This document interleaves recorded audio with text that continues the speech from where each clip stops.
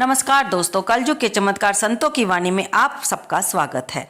दोस्तों, कल 12 सितंबर दिन मंगलवार को छठी पूजा भी है और भौम प्रदोष व्रत भी है।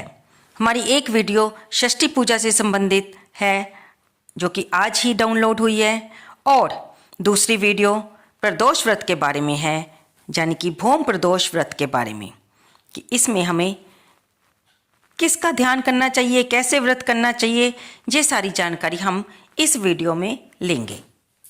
दोस्तों, हिंदू धर्म में भगवान शिव की उपासना का विशेष महत्व है। धार्मिक मान्यताओं के अनुसार प्रदोष व्रत के दिन भगवान शिव की उपासना करने से भगवान शिव का विशेष आशीर्वाद प्राप्त होता है। साथ ही कई प्रकार के दोष और बाधाओं से मुक्ति मिल जाती है। इस दिन प्रदोष काल में भगवान शिव की उपासना का विधान है। पंचांग के अनुसार 12 सितंबर दिन मंगलवार को भौम प्रदोष व्रत रखा जाएगा। इस दिन 3 विशेष योग का निर्माण हो रहा है, जिसमें पूजा पाठ करने से व्यक्ति को सुख समृद्धि का लाभ होता है। आइए इस वीडियो में हम जानेंगे प्रदोष व्रत का शुभ मुहूर्त, शुभ योग और पूजा का महत्व और इसकी कथा। वैदिक पंचांग के अनुसार भौम प्रदोष व्रत के दिन प्रदोष काल शाम 5:49 से लेकर रात के 8:21 तक रहेगा। ऐसे में इस समय भगवान शिव की उपासना की जाएगी। भौम प्रदोष व्रत के दिन साधकों को भगवान शिव की उपासना के साथ साथ हनुमान जी की उपासना का विधान है। इस विशेष दिन पर पूजा पाठ करने से मांगलिक दोष इत्यादि कई प्रकार के दोष से मुक्ति मिल जाती है और वैवाहिक जीवन में आ रही समस्याओं से भी मुक्ति प्राप्त होती है। दोस्तों, ये मंगलवार का दिन बहुत ही शुभ है, क्योंकि इस दिन कान्हा जी की छठी पूजा भी मनाई जाएगी और भौम प्रदोष व्रत भी होगा और साथ में हम हनुमान जी का भी आशीर्वाद प्राप्त करेंगे।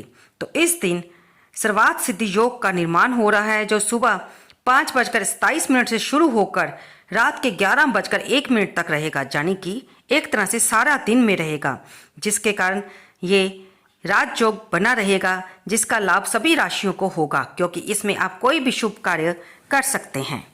दोस्तों, आज की इस वीडियो में हम भौम प्रदोष व्रत की 2 कथाओं के बारे में सुनेंगे।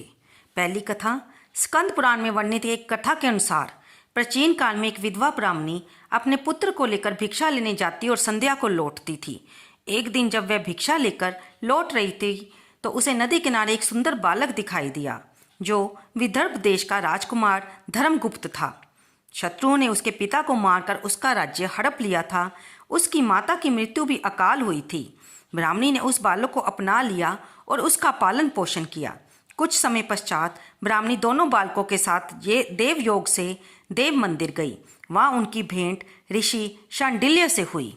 ऋषि शांडिल्य ने ब्राह्मणी को बताया कि जो बालक उन्हें मिला है वह विदर्भ देश का राजकुमार है। उसके पिता युद्ध में मारे गए थे और उनकी माता को ग्रह ने अपना भोजन बना लिया था। ऋषि शांडिल्य ने ब्राह्मणी को प्रदोष व्रत करने की सलाह दी। ऋषि आज्ञा से दोनों बालकों ने भी प्रदोष व्रत करना शुरू कर दिया।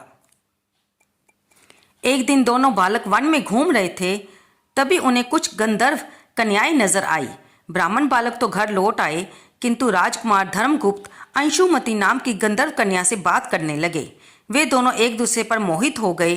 कन्या ने राजकुमार को अपने पिता से मिलवाने के लिए बुलवाया। दूसरे दिन जब वह पुनः गंधर्व कन्या से मिलने आया तो गंधर्व कन्या के पिता ने बताया कि वह विदर्भ देश का राजकुमार है। भगवान शिव की आज्ञा से गंधर्व राज ने अपनी पुत्री का विवाह राजकुमार धर्मगुप्त से कराया। इसके बाद राजकुमार धर्मगुप्त ने गंधर्व सेना की सहायता से विदर्भ देश पर पुनः आधिपत्य प्राप्त किया। ये सब ब्राह्मणी और राजकुमार धर्मगुप्त के प्रदोष व्रत करने का फल था।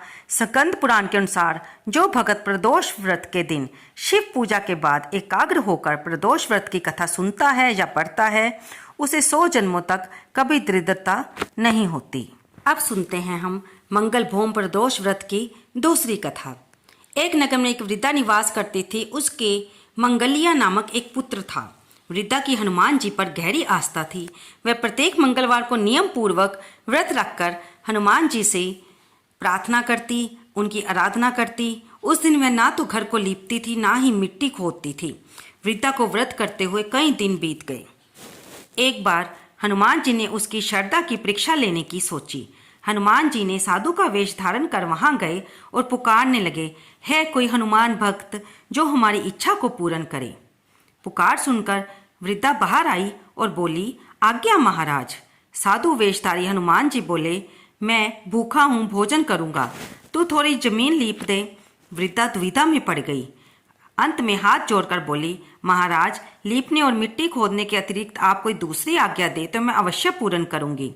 साधु ने 3 बार प्रतिज्ञा कराने के बाद कहा, तू अपने बेटे को बुला, मैं उसकी पीठ पर आग जलाकर भोजन बनाऊंगा।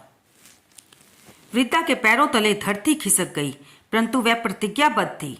उसने मंगल्या को बुलाकर साधु के सुपुर्द कर दिया, मगर साधु रूपी हनुमान जी ऐसे ही मानने वाले ना थे।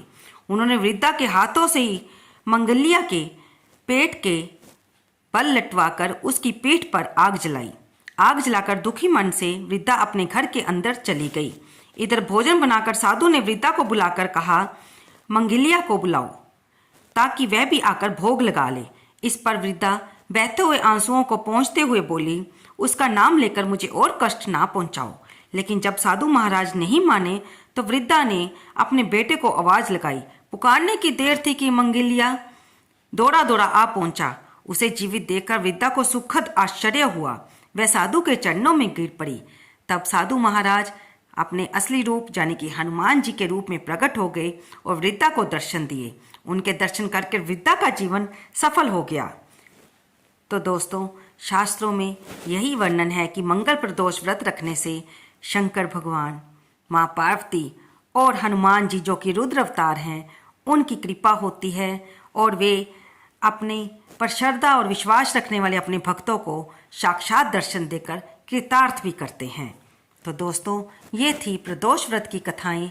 अगर आप व्रत रखते हैं तो बहुत अच्छी बात है, लेकिन अगर आप किसी कारण से व्रत नहीं रख पाते तो भी अपने घर में या घर के पास वाले मंदिर में जाकर भगवान शंकर की, माँ पार्वती के साथ हनुमान जी की और श्री राधा कृष्ण जी की या लड्डू गोपाल जी की पूजा अवश्य करें। इनकी आरती उतारें, इनको फल फूल धूप दीप नैवेद्य अर्पित करें और आप अपने सामर्थ्यानुसार इनके लिए कोई ना कोई भेंट अवश्य लेके जाएं और इसके बाद कथा पढ़कर आरती करें। अगर आप व्रत रख रहे हैं तो उसका संकल्प लें और शाम को आरती के बाद, पूजा के बाद इसकी क्षमा याचना भी, प्रार्थना भी अवश्य करें। आपको ये वीडियो कैसी लगी कृपया कमेंट बॉक्स में जय हनुमान, जय भोलेनाथ, जय लड्डू गोपाल लिखना बिल्कुल ना भूलें। धन्यवाद दोस्तों।